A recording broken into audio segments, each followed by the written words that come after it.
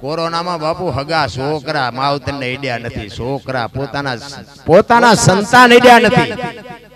અમારે એક મિત્ર હતો ને, મારે નામ નથી દેવું, પણ એના બાપા ગુજરી ગયા ને આ કોરોનામાં.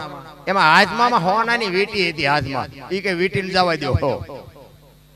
બોલો, વીટી કાઢવા ન ગયા. કેટલું જીવવું હોય છે આમને. બીજો મારા જેવો હતો, ઈ કાઢી ગયો. ઈ કે હું લઈ લઈશ, કાઢી જો કેતા હોય તો. ઈ કે તાર લઈ જાવ લઈ જાય. ઈ કાઢીને લઈ ગયો, કાંઈ નડ્યું નહીં.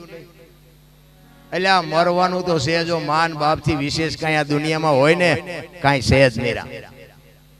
પણ આ તમને મને નક્કી નથી થતું રામ. અને આ છે ને એક બાપુ મર્દાનગી નું કામ છે. આ સંન્યાસ લેવો ને નાની વાત નથી, નકર કેટલાય હલવાઈ ગયા છે. હવે આમાં નથી આવી શકતા, એમાં હાલે એવું નથી. કેટલાય મિથ્યા છે. અમે આ બધી રખડવી છે, પછી અમને એમ કે આવો ને તમે એકાદો પ્રોગ્રામ કરી દો ને. નથી ખીચડીનો મેળ પડતો, એમ ન પડે બાપુ. એની માટે ભજન જોવે.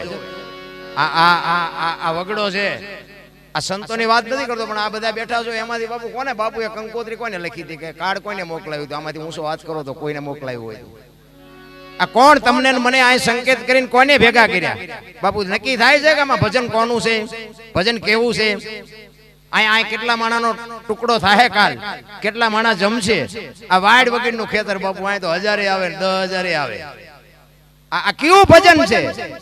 ભજન તો બાપુ આખી દુનિયા કરે છે ને કરાવે છે. સોપડીઓ લઈ લઈને બધા નીકળ્યા છે.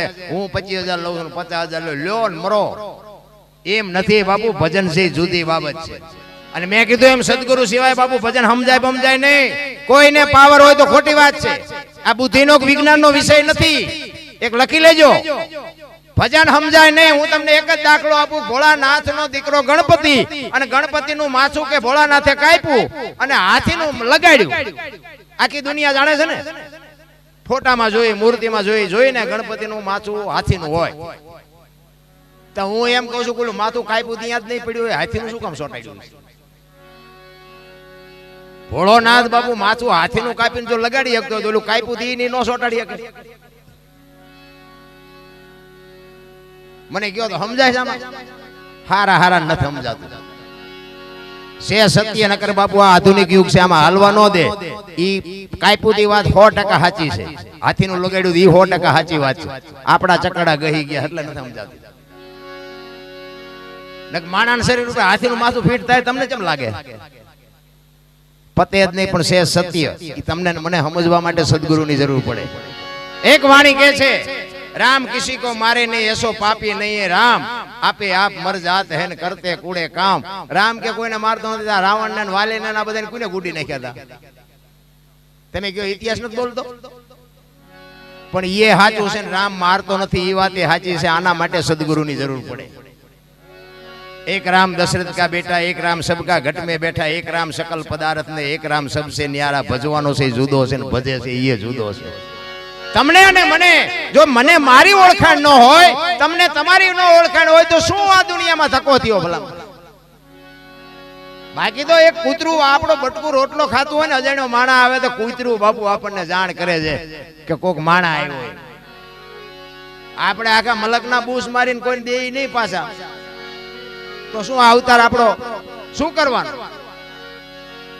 અરે બાપુ બલિહારી છે. મને તો એમ થાય કે આ સતયુગ ને દ્વાપર ને બધું જવા દો. અત્યારે બાપુ જીવવા જેવું હવે આવ્યું, પણ હવે આમાં જીવતા નથી આવડતું. આખી દુનિયા રોવે જ છે. તમે જ્યાં જાવ ને બધા રોતા જ હોય. એક પાસે જાય કે ધાબુ ભરવું છૂટા નથી, બીજા પાસે જાવ કે ડોબું વિયાણું જોવા નથી દેતું, બીજા પાસે જાવ કે છોકરાને વહુ તેડી ગયા વેવાય મોકલતા નથી, બીજા પાસે જાવ કે છોકરાને પોલીસ વાળા લઈ ગયા જામીન જડતા નથી. આપણે ક્યાં રોવું? આખી દુનિયા રોવે જ છે.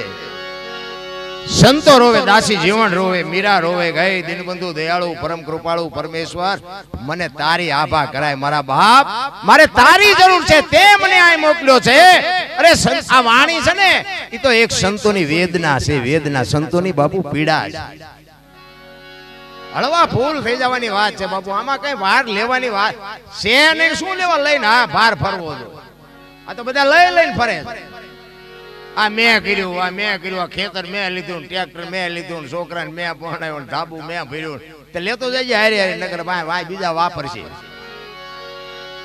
છે નહીં વજન શું લે ઉપાડવો જોઈએ.